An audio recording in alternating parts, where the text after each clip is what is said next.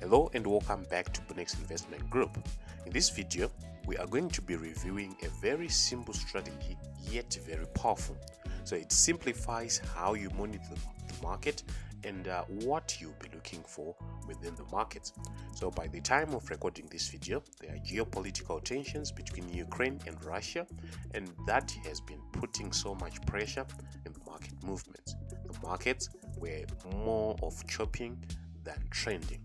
However, with this particular strategy, you'll be able to avoid much of the choppiness. But before we jump into the whole video, check out our free Telegram channel. The link is right in the description box below. On that note, let's actually jump into the content. So what we'll be looking at is basically an EMA crossover on the H4 timeframe, right? So seeing these EMA crossovers on the H4 timeframe is basically to simplify how we are going to monitor the market. So the one that will be very important is actually a 13 EMA and a 50 EMA. In my case, the 13 is the one in red and 50 the one in blue.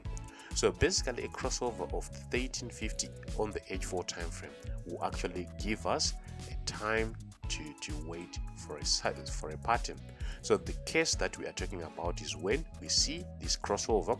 After that crossover, we'll need to see the market come back to the 50 EMA like this, right? So this is the scenario that we'll be looking at. However, trades will be taken on the H1 time frame. So how will we do that? So the first thing that I'm going to do first is actually to mark the points where we saw a 1350 EMA crossover and price pullback. So in this case, we'll actually have this as a crossover. The market went up and came back to the 50 EMA. So we'll switch to the H1 time frame for entry. So for now, let us mark all the points where we had a bounce on the 50 EMA. So in this case, we had another crossover here and a bounce on the 50 EMA there. Then we had the market, a crossover was issued, market went up. Unfortunately, we did not get a bounce on the 50 EMA, so we are just going to mark out the 1350 EMA crossover. Then after that, we can see another 1350 EMA crossover here and a bounce that I've put in this rectangle. Then another crossover, a bounce, and then another bounce, a bounce after a crossover, a bounce after a crossover. So after marking all these bounces, in this case we are actually back testing. Let us now go back in history to see how this was going to be traded when we view it on the H1 time frame. So on the H1 time frame, we are now basically looking for a pattern. In this case, a W or an M pattern, depending on the market context. So in this case, we had this was the first one that we bounced, we marked. So what we do is we actually mark the level of the first leg, right, and do it as an order block like that. Then wait for price to retest that level at the area of interest that we would have attained from the H4 time frame. So that was the first trade and it went our direction like that. Then another point is this one. We had this as the first leg. After the first leg was issued, a retest of that first leg gave us this move. Then the market went on, and this was also marked on the H4 time frame. So we had this first leg, and retest of the first leg was actually issued, and the market went our way. Then here, can we see that this was the first leg, and protruding that for a retest, we actually got this and the market went our way. Then from that, this was a first leg that was issued.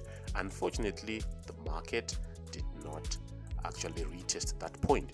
So a retest can only be validated, especially if it's in the second day following the first leg issuance. Then now going forth again, this was only one leg that was issued. There was no second leg, therefore it was a pass. So you should be able to actually see these points. This was the first leg, and a retest on the following day actually gave us this entry point. And here we had actually the first leg is an order block, and retests which occurred on the following day was going to give us an entry for this particular move.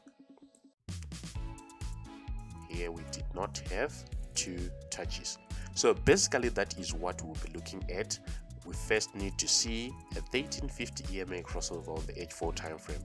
Wait or observe the market come back to the 50 EMA. That will only require us to check our market 6 times per day.